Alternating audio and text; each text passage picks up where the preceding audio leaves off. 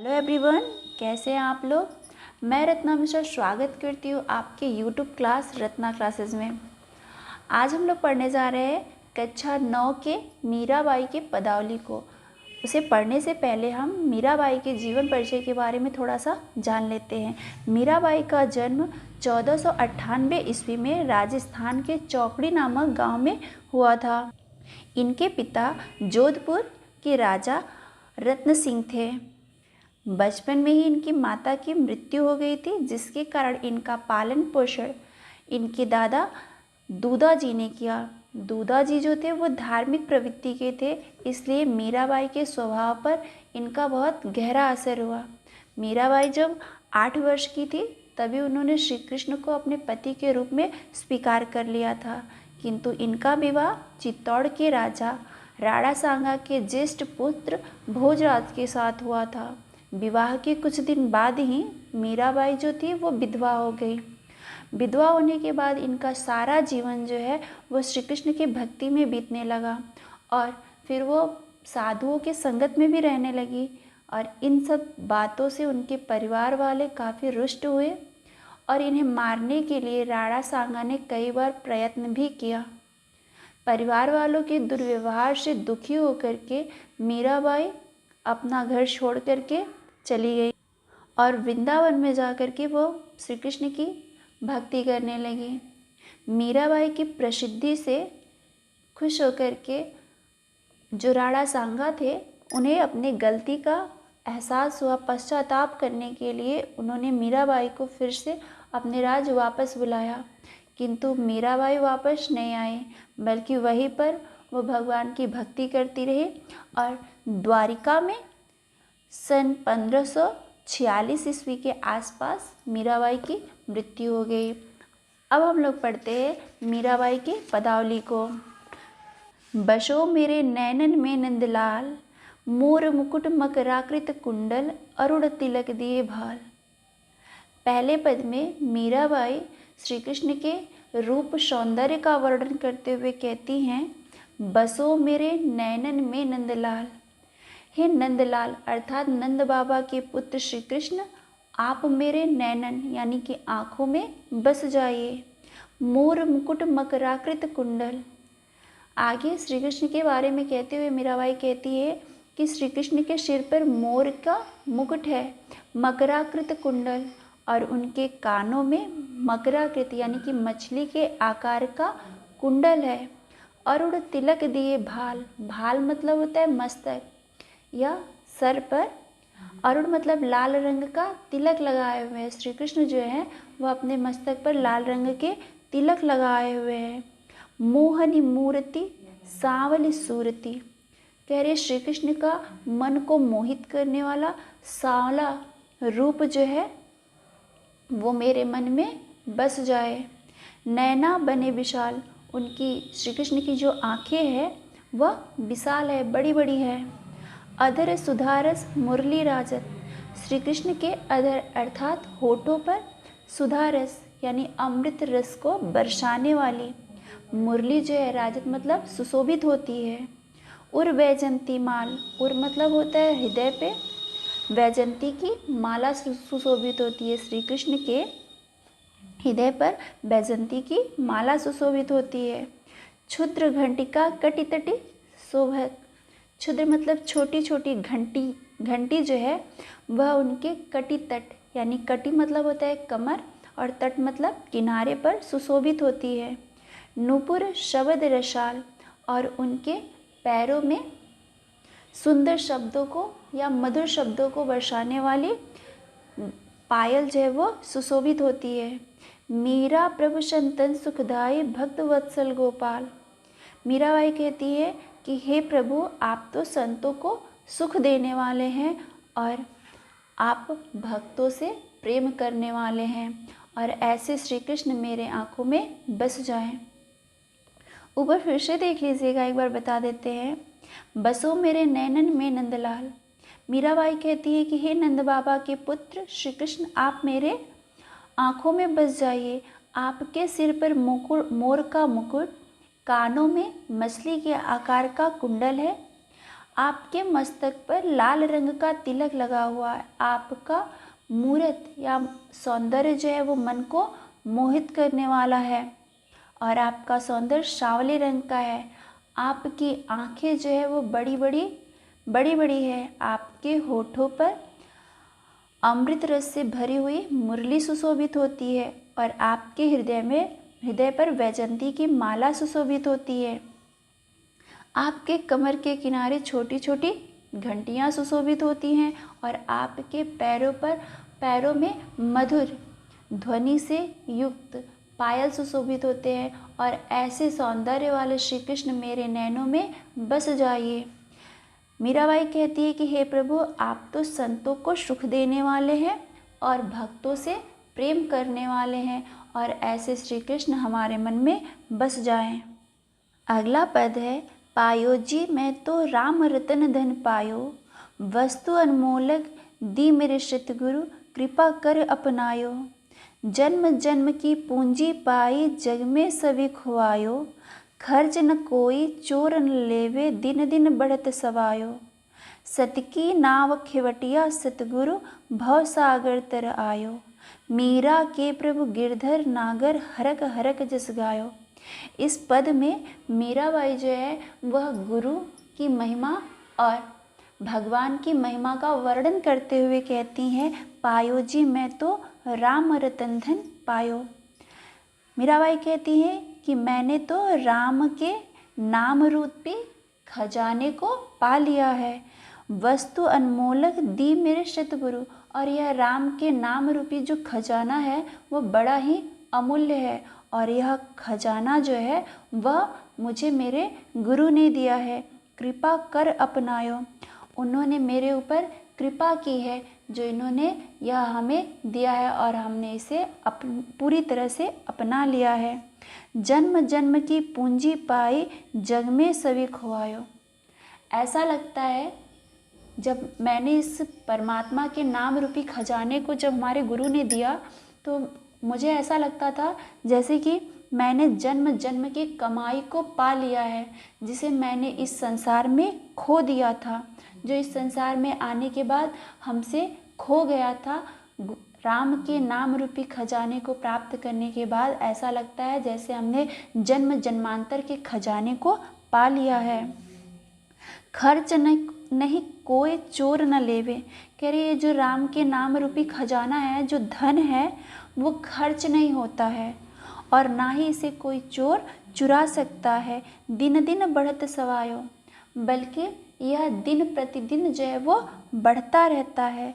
सतके नाव खेवटिया सतगुरु, कह रहे कि मुझे सत्य रूपी नाव मिल गई है जिसके खेवटिया मतलब चलाने वाले जो है वो मेरे गुरु है। भव सागर तरायो, जिसके कारण मैंने इस भव मतलब संसार रूपी सागर को पार कर लिया है।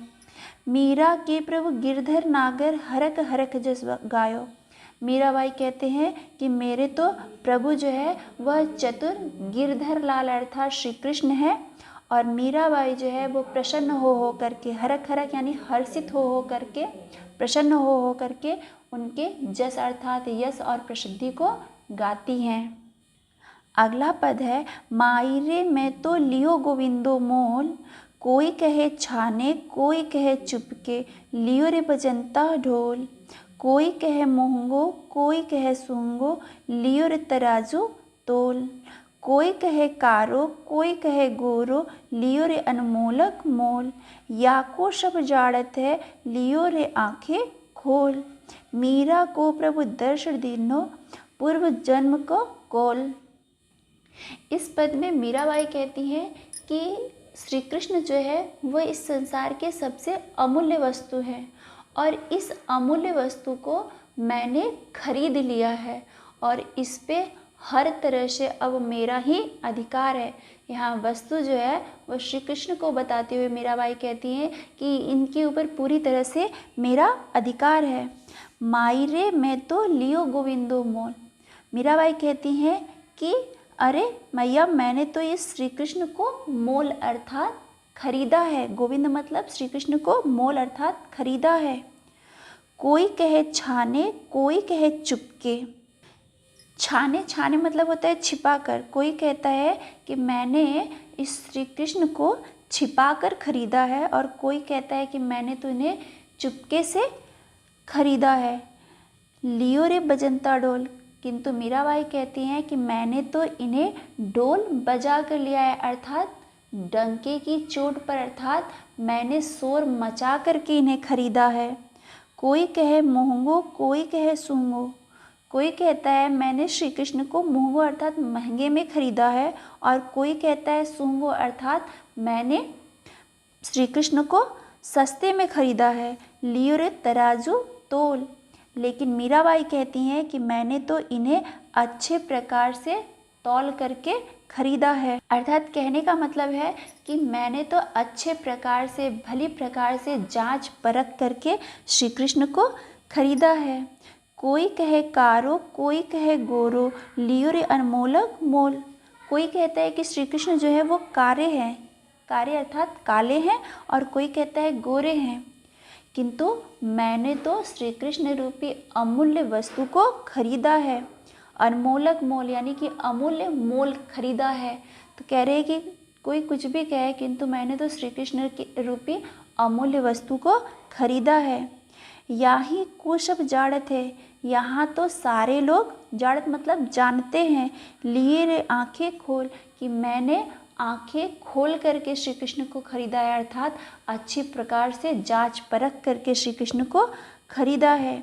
मीरा को प्रभु दर्शन दिनो पूर्व जन्म का कोल, मीराबाई कहती हैं कि यहाँ जो है सारे लोग जानते हैं, उन्हें शायद पता ही नहीं है कि मीरा को प्रभु दर्शन दिनो, मीराबाई को श्री कृष्ण ने दर्शन दिया।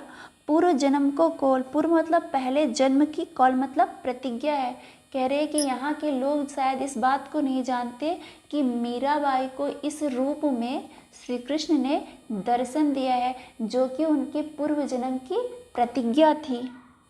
मैं तो सांवरे के रंग राची, साज सिंगार बांधे पग घुघरू, लोक लाज तजिनाची, गई कुमतीले साधु की संगति, भक्ति रूप भय साची, गाय गाय हरि के गुण निषदिन, काल व्यालसु बाची, उड़ बिन सब जग खारो लागत, और बात सब काची, मीरा श्री गिरधर लाल सुभक्ति रसीली जाची।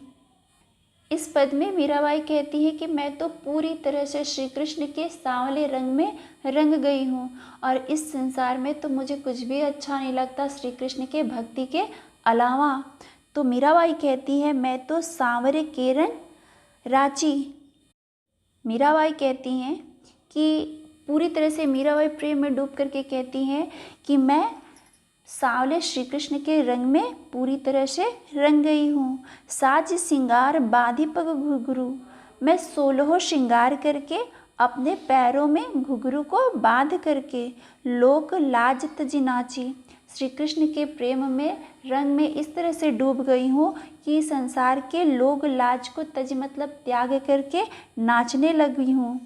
गई कुमतीले साधु की संगति, और साधुओं के संगत में रहने के कारण, साधु की संगति यानी साधुओं की संगत में रहने के कारण गई कुमतीले, मेरी बुद्धि जो बुरी बुद्धि थी वो भी दूर हो गई। भक्त रूप भय साची, अब तो मेरा भक्त वाला रूप ही जो है वह सच्चा है। गाय गाय हरि के गुण निष्दिन, काल व्यालसो बाची। मीराबाई कहती है कि मैं दिन रात, निस्दिन यानी दिन रात श्री कृष्ण के गुणों को गाती रहती हूँ, जिसके कारण मैं काल ब्यालसो बाची, मैं काल मतलब मृत्यु रूपी, ब्याल मतलब सांप से भी बच गई हूँ।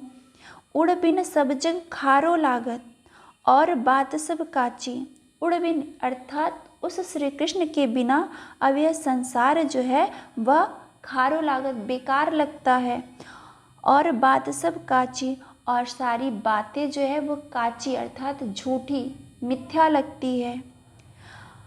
श्री कृष्ण मीरा श्री गिरधर लाल सुभक्ति रसीली जाची। मीराबाई कहती हैं कि अब तो मुझे श्री कृष्ण कि भक्ति रूपी रस ही जो है वह जचती है, अर्थात अच्छी लगती है। मीराबाई कहती हैं कि अब तो हमें श्री कृष्ण के भक्ति रूपी रस ही केवल जचती है, अर्थात अच्छी लगती है। मेरे तो गिरधर गोपाल दूसरो ना कोई, जाके सिर मोर मुकुट मेरे पति सोई। तात मात भ्राता बंधु आपनो न कोई, छाड़ दे कुल की कानी काह करिए कोई। संतन डिंग बैठ बैठ लोक लाज खोई, आंसू अंजल सींच सींच प्रेम बेली बोई। अब तो बेल फल गए आनंद फल होई, भक्ति देखी राजी भई जगत देखी रोई। दास मीरा लाल गिरधर तारो अब मोई। इस पद में मीराबाई कहती है कि इस संसार में मेरा एक ही व्यक्ति से रिश्ता है और वो है श्री कृष्ण। मेरा इस संसार में श्री कृष्ण के अलावा कोई सहारा नहीं है। मेरे तो गिरधर गोपाल दूसरो ना कोई। इसमें मीराबाई जो है श्री कृष्ण को दो नाम से पुकारती हैं, गिरधर गोपाल। मीराबाई कहते हैं कि लोगों को बचाने के लिए गिरधर यानी कि आपने पर्वतों को धारण करने वाले गिरधर और गायों का पालन करने वाले गोपाल, आपके अलावा इस संसार में मेरा दूसरा कोई नहीं है। अगर नहीं समझ में आता है तो आप लोग केवल गिरधर गोपाल भी लिख सकते हैं कि हे गिरधर और गोपाल यानी हे श्री कृष्ण, आपके अलावा इस संसार में मेरा दूसरा कोई नहीं है। जाके सिर मोर मुकुट मेरे पति सोई। जिस श्री कृष्ण के सिर पर मोर का मुकुट बंधा हुआ है मेरे पति वही श्री कृष्ण है। तात मात भात बंधु आपनो न कोई। श्री कृष्ण के अलावा इस संसार में ना ही कोई मेरा तात अर्थात पिता है, ना कोई माता है, ना कोई भाई है और ना ही कोई मेरा सगा अपना बंधु है। आपनो न कोई, मेरा अपना कोई भी नहीं है। छाड़ दे कुल की कहानी काह करिए कोई। कह रहे कि मैंने श्री कृष्ण के भक्ति के लिए अपने कुल की कहानी अर्थात मर्यादा को भी छोड़ दिया। मैंने श्री कृष्ण की भक्ति के लिए अपने कुल की मर्यादा को भी छोड़ दिया, क्योंकि मैं जानती हूँ कि श्री कृष्ण के होते हुए मेरा का करिए कोई, मेरा कोई कुछ भी बिगाड़ नहीं सकता। संतन ढिंग बैठ बैठ लोक लाज खोई। मेरे तो जीवन का केवल एक ही उद्देश्य था कि मैं संतों के ढिंग मतलब साथ बैठ बैठ करके भक्ति को ग्रहण कर सकूं। मीराबाई कहती है कि मेरे जीवन का एक ही उद्देश्य था कि मैं संतों के साथ बैठ बैठ करके केवल भक्ति को ग्रहण करूं। लोक लाज खोई, मुझे ऐसा करके मैंने इस संसार के लोक लाज को खो दिया है और इस बात का मुझे जरा भी डर नहीं है। आंसू अंजल सींच सींच प्रेम बेल बोई। मैंने अपने आंसू रूपी जल से सींच सींच करके परमात्मा के प्रेम रूपी बेल, बेल मतलब होता है पौधा, को बोया था। अब तो बेल फैल गई और यह जो ईश्वर के प्रेम रूपी पौधा था, बेल था, अब वह फैल गया है। आनंद फल हुई और इसका फल ये हुआ कि मुझे आनंद की प्राप्ति होगी। भक्ति देखी राजी हुई और उससे हमें उस आनंद के साथ साथ हमें भक्ति भी प्राप्त हुई और उस भक्ति को देख करके मैं प्रसन्न हो गई। कह रही कि जो मैंने पौधा लगाया था परमात्मा के प्रेम रूपी, वह संसार भर में फैल गया और जब वह संसार भर में फैला तो उससे हमें यह फल प्राप्त हुआ कि मुझे भक्ति मिली परमात्मा की, और जब भगवान की भक्ति मिली तो मुझे आनंद की प्राप्ति हुई। जगत देखी रोई, किंतु मैंने जब इस संसार के दुर्व्यवहार को देखा तो मैं रोने लगी और भगवान की भक्ति को देखी तो प्रसन्न हो गई। दास मीरा लाल गिरधर तारो अब मोई। मीराबाई कहती हैं कि हे गिरधर नागर, ये हे गिरधर, हे श्री कृष्ण, मैं तो आपकी दासी हूँ, अब मेरा इस संसार से उद्धार करो।